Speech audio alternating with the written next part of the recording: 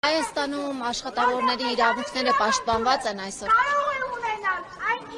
Հարցը իրանուց մղեք։ Դուք որպես քաղաքացի չեք կարծում։ Օրենքում կա լրիվ հնարավորությունները պաշտպանելու, բայց կան դեպքեր, որ խախտվում են։ Օրինակ աշխատավարձի հետ կապված նաև խոսում, որ պետք է ստանալ արժանապատիվ աշխատավարձ։ Նիկոլ Փաշինյանը ասում է, եթե ցածր աշխատավարձ է ստանում, ուրեմն կրթություն չունեն։ Մոտավորապես այդպիսի մի բան, անգրագետ են։ Դուք համաձայն եք այս կարծիքին։ Ոչ։ Իսկ ինչ կասեք։ Ցածր աշխատավարձը պետք է հերիքի մարդուն զամբյուղին, անկախ դրանից կրթություն ունի թե չունի, նա ուտել է ուզում։ Պետք է բավարարվի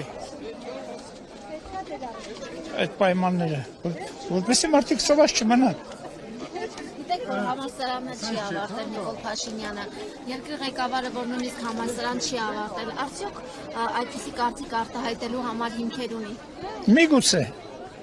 Բայց ինչպես է զբաղեցնում վարչապետը։ դա մենք ենք գրդրել։ Դա մեր ժողովրդի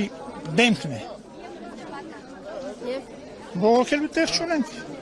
խնդիր չեք տեսնում։ Ես խնդիր շատ եմ տեսնում, պարզապես դա միակ իմ խնդիրով չի լուծվելու, դա ամբողջ ժողովուրդն է ընտրել իրեն։